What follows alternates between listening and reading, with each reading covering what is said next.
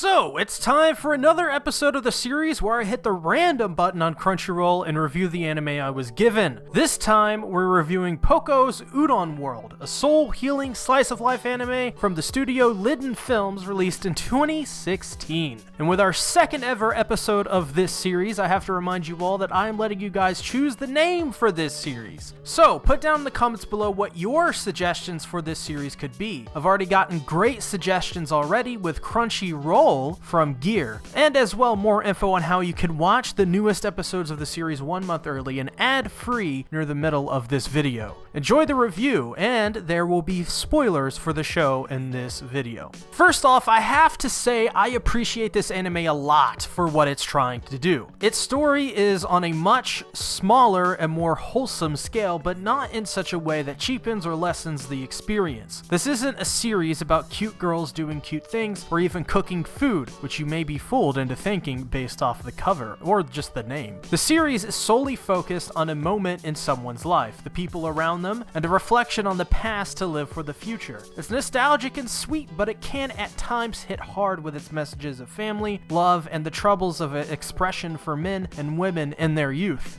I stupidly thought this anime would be about cooking udon, something more akin to a sweetness and lightning approach. But instead, I got something more like My Roommate is a Cat, which I'd say is probably the most similar anime to this series.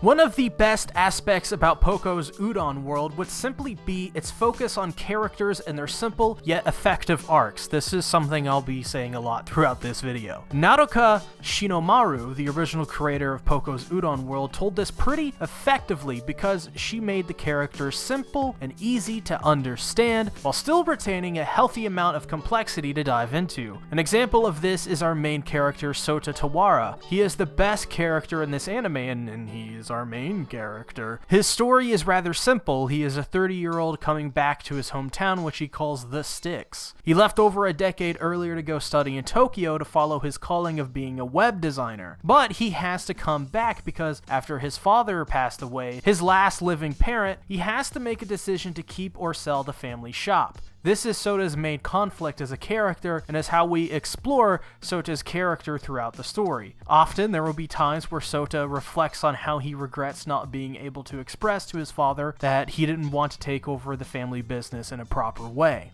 This is probably the aspect I liked the most about the story as well, because we were able to explore such a realistic story with Sota. I myself sometimes feel this way about my own family or people I've met in the past. Did I do enough? Did I say what I wanted to say? Did I express myself correctly? I think Sota's struggle of regretting the way he handled the relationship with his father is one that makes sense and isn't overplayed or overindulged in for cheap brownie points. This is the real deal and is used sparingly enough so that the impact of Sota's character development isn't something overdone by the time we get there, and as such enhances the overall story and character of Sota. But all of this change isn't without the catalyst which starts it all, and that's the little shape-shifting tanuki, Poco. Poco is Sota's catalyst for change, the wrench thrown in to make things a little interesting, and as well to help Sota realize some important things about himself. Poco as a character wasn't what I'd say a game changer, but Poco is an extraordinary character in this anime. Simply nothing but an absolute treat. The cute little tanuki boy added so much to this anime, really, by his presence alone. This anime deals with all sorts of topics and can easily get a little sad or even depressing due to the subject matters it can deal with. But Poco is there to help Sota and the viewer to relax and take in the story in a helpful and engaging manner. Though I will say, I think that if you're going in just expecting Poco to be a cute little boy to lighten up the mood only, you'll be surprised, as that's not really the only thing about Poco. Sure, it's a big part. Let's be realistic here. But Poco himself is a character that I think is one which represents maybe our own youth as a kid, and thus is able to let us relate to Poco and our characters even more. Poco is essentially our child selves, or rather the characters in this anime representation of that youthful self. I like that a lot, and we are able to see a lot of interesting stories be told. For example, I think a big moment for Poco's character is when he meets Nozomi, the daughter of Sota's high school crush. We see that initially, Nozomi doesn't really like Poco all that much. She's rather loud at making that fact known. But Nozomi is young and doesn't quite understand just yet the effects her words have. We get to have this beautiful little thing play out though, where Nozomi realizes her mistake and even by the end, really ends up liking Poco. Poco is able to help Nozomi reflect on herself, and then we basically just kind of see her become friends with Poco and use her words a little bit more wisely. But we also have a terrific supporting cast in this anime, and one of the best supporting characters in Soda's sister, Rinko. Rinko, starting out, came off as the cliched big sister type in my opinion. Very mature, very pretty, and very overprotective of her family and brother. But as the series went on, Rinko became quite the character with her own little arc as well. After Rinko and Soda's mother passed away when they were just kids, Rinko vowed to become Soda's mother figure in his life. I loved this so much, and I think it added a lot to Rinko's character. This isn't the end of this through line either. Rinko's whole character seems to stem from the fact that she wants to become a great mother, just like her own late mother. It's warming to the heart, and a touching little character development for Rinko, and just the perfect one to perfectly develop her character. And by the end, it's revealed that even she will be expecting a child soon, something she hopes that she can really be good at. It's a wholesome arc for her. And Rinko and Sota's childhood friend seems to be connected to Rinko in a way as well, having a fairly simple arc. He had a crush as a kid on Rinko, and as well at 30 is having issues finding someone to be in a relationship with. His family wants him to partake in marriage interviews, to which Rinko actually thinks it would be good for his personality and style. Nakajima's character is essentially this guy who essentially has achieved what he wanted to, but finds trouble connecting to others romantically, even his own high school crush and friend Rinko. And his arc is finally completed in this show when he tells Rinko he had a crush on her long ago and that he's started to take part in marriage interviews.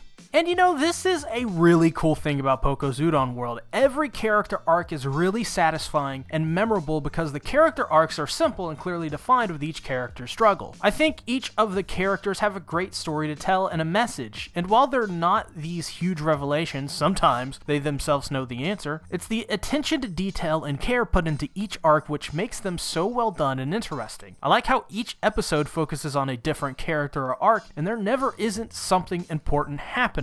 Alright, now it's that time of the video to decide which anime that I will be watching next on this unnamed series. So let's go ahead and hit that random button. And this is the official announcement. I'll be covering in the next episode Lost Raj and Cited Wixos, which is, I believe, an anime about cards. So can't wait for that.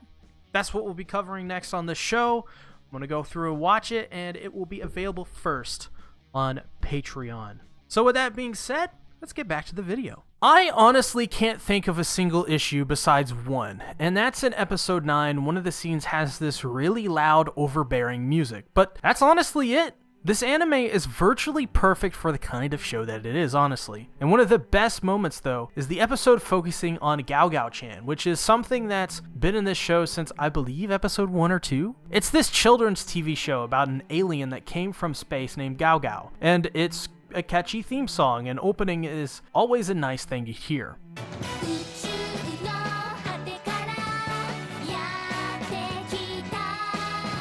In one episode, Poco actually gets to meet Gao Gao because his new boss actually works for the company and helps them stream their event online. Gao Gao is so cool, not just because they work to create a theme song and opening, but the whole character added a lot to the wholesomeness of this series. It also was really awesome when Gao Gao's opening theme and video were played as one of the show's endings.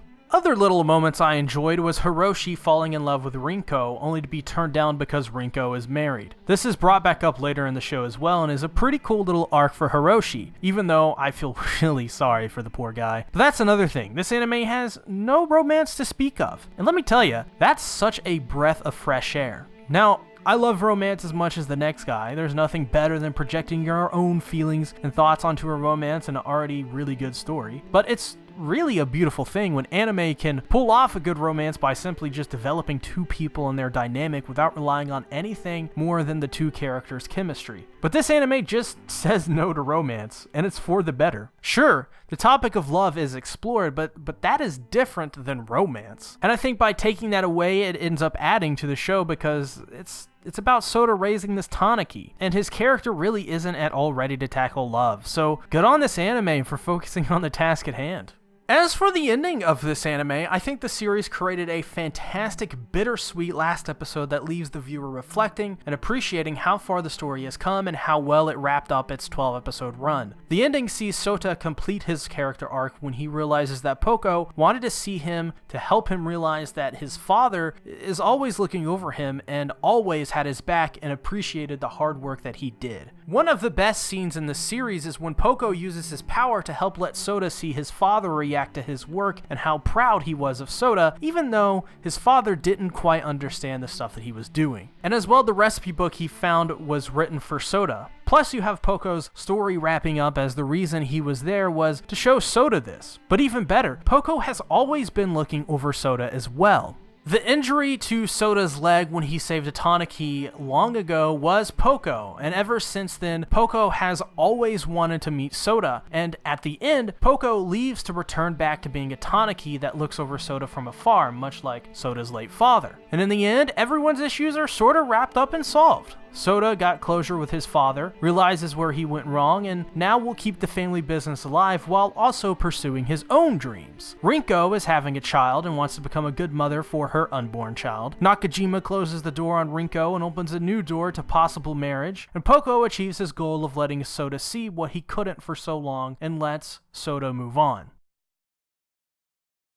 Poco's Udon World is a fantastic anime that I'd recommend to most anyone looking for a good slice of life anime. Much like My Roommate is a Cat, if you like these soul healing kinds of anime, you'll be in love with this one. The messages and topics it explores are handled really well, and while it may not be rocking the boat and diving into them with a fine comb every time, the viewer can really appreciate the way it's presented and the respect that it deserves. I absolutely recommend Poco's Udon World for its fantastic characters, themes, and topics alone. Hell, I recommend it for just being a really damn good slice of life anime. If you haven't, go out and watch this anime. It's available subbed on Crunchyroll and Verve and is only 12 episodes of absolute goodness.